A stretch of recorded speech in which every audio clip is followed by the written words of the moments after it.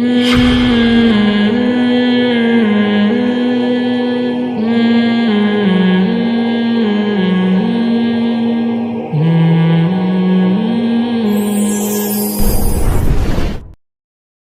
ہیں دنیا میں کتنے لوگ کیسے کیسے مسائل میں گھرے ہوتے ہیں، تو ہم ان کو دیکھ کے یہ سمجھتے ہیں کہ یہ تو ان مسائل میں آ گیا، میں نہیں آ سکتا۔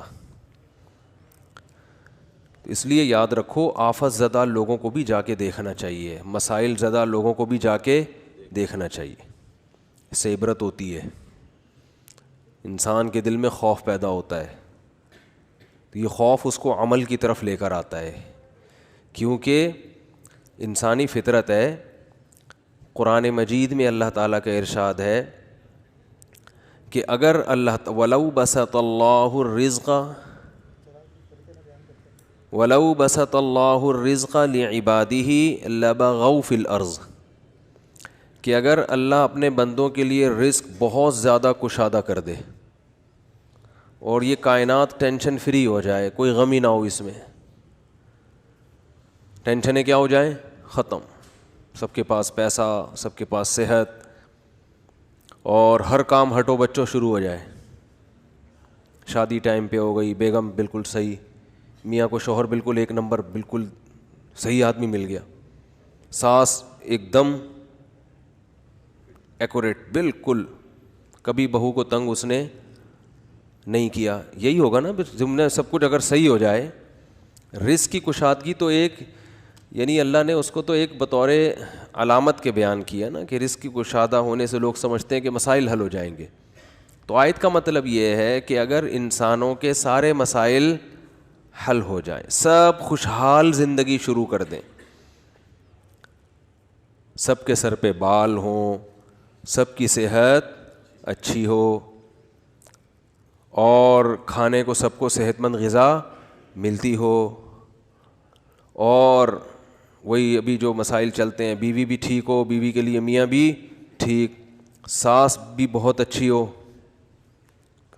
وہ چاہتی ہے کہ میاں بیوی آپس میں محبت سے رہیں، سسر صاحب بھی بہت نیک، نندیں ایک نمبر کی ہوں، بہترین، وہ جب اپنی بھابھی سے ملتی ہوں اپنے بھائی کی تعریف کرتی ہوں کہ ہمارا بھائی بہت اچھا، اور جب بھائی سے ملتی ہوں کہ کس کی تعریف کرتی ہوں، بھابھی بہت اچھی، اس بھابھی کو چھیڑنا نہیں، اس کو تنگ نہیں کرنا، یہ چاند سی بھابھی ہے، سمجھ میں آ رہی؟ اگر یہ سارا سیٹنگ ہو جائے نا، ہے نہیں نا مسئلہ، سارے یہی تو سارے مسائل ہی یہی ہیں نا، کنواروں کی شادی ہو جائے، جاب اچھی ہو جائے، ٹھیک ہے نا، بل جتنی بجلی استعمال کر رہے ہیں اتنا بل آئے، سمجھ رہے ہو کہ نہیں سمجھ رہے؟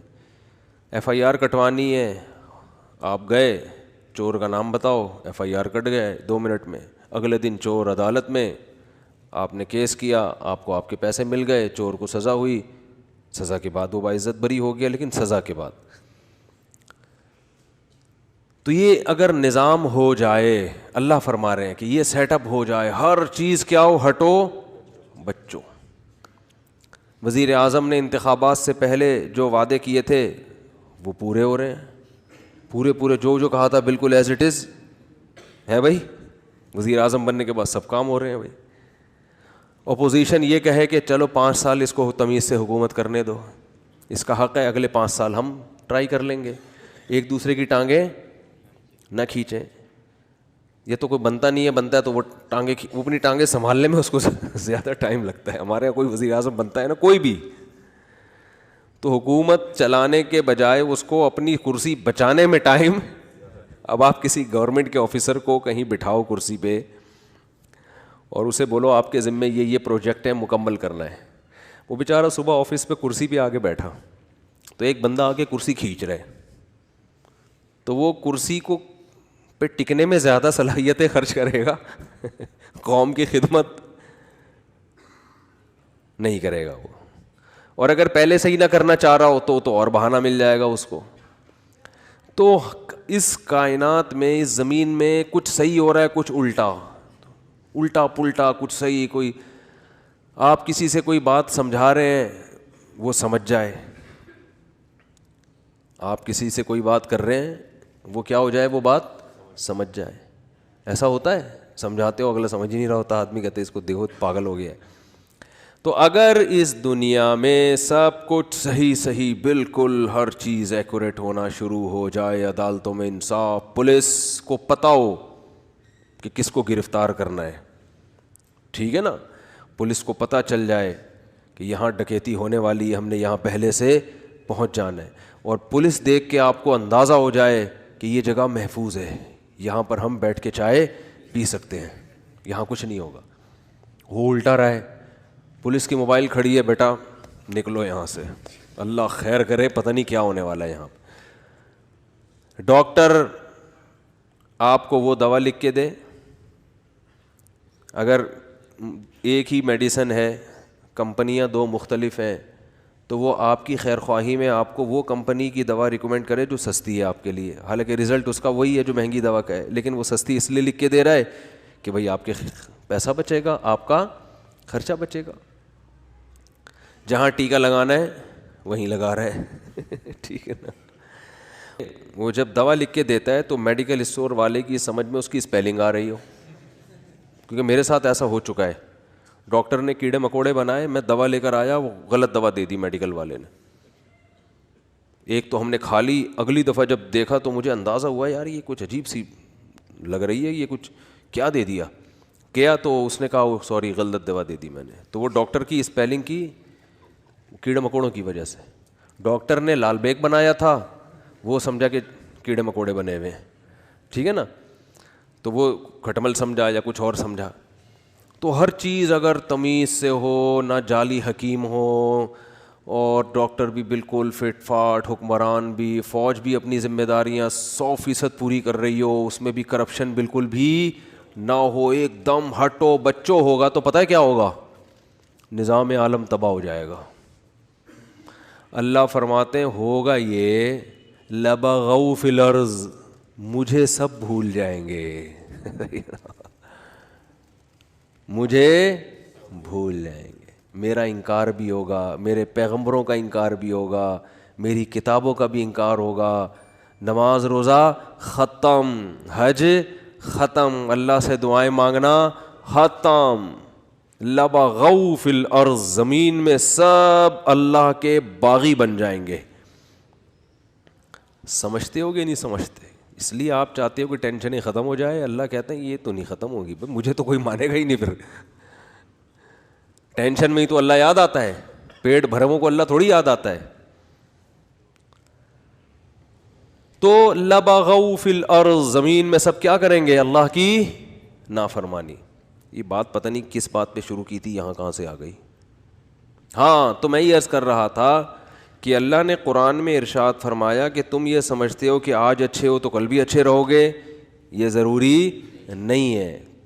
تو مصائب ہیں, مصیبتیں ہیں, کچھ بھی ہو سکتا ہے مستقبل میں, اللہ بچائے, فالج بھی ہو سکتا ہے, کڈنی فیل ہو گیا, مالدار تھے غریب ہو گئے, گھر میں محبت تھی لڑائیاں شروع ہو گئیں, بے روزگار ہو گئے, صحت تباہ ہو گئی, جانی دشمنیاں پیدا ہو گئیں, کچھ بھی ہو سکتا ہے.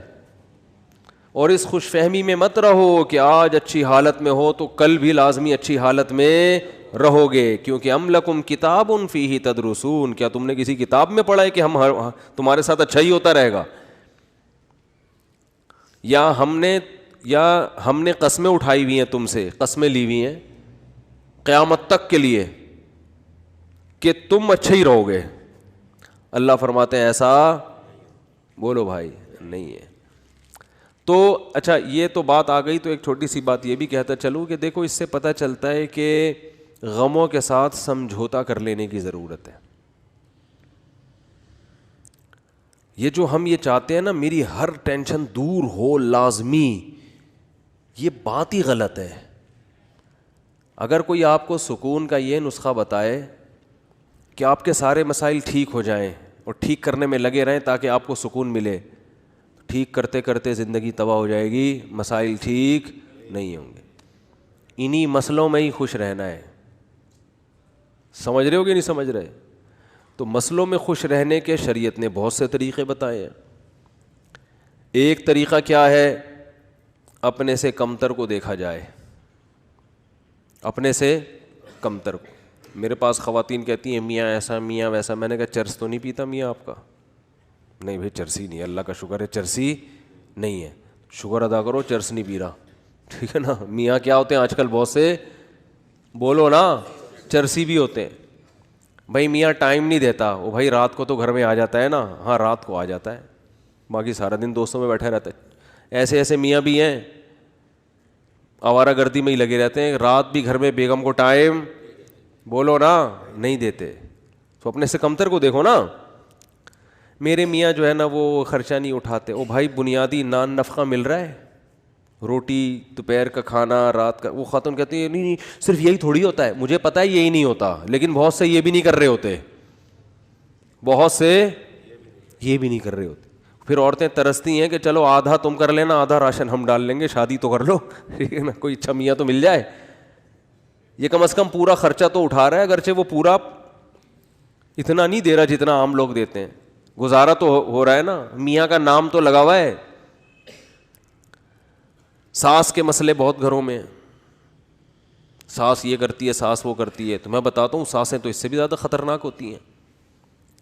تو نبی, اچھا مرد کے بارے میں بھی ایسا ہی ہے, بھائی بیگم یہ نہیں کرتی, وہ نہیں کرتی, یہ نہیں کرتی. ابے فلاں کی بیگم کو جا کے دیکھ, ٹھیک ہے نا, فلاں کو جا کے دیکھ, تو شکر ادا کر. ایک صاحب نے, بڑے دیندار تھے, وہ کہہ رہے یار میری بیگم جو ہے نا وہ صحیح پردہ نہیں کرتی ہے, میری بیگم جو ہے یہ کرتی ہے وہ کرتی ہے, دیندار نہیں ہے. تو میں نے کہا یار نماز پڑھتی ہے؟ اس نے کہا. میں نے کہا موٹا موٹا پردہ کرتی ہے, ایسا تو نہیں بالکل ہی ماڈرن اور لڑکی بن کے اسکرٹ پہن کے جا رہی ہو؟ کہہ رہے نہیں نہیں ایسے. میں نے کہا شکر کرو بھائی, ایسے ایسے لوگ ہیں خود دیندار ہیں, حاجی نمازی, بیگم صاحبہ سلیو لیس کپڑے پہن کے بازاروں میں گھومتی ہیں. تو شکر ادا کرو, چلو واجبی پردہ تو ہے نا کم از کم, زیادہ کے چکر میں بس گزارا چلاؤ.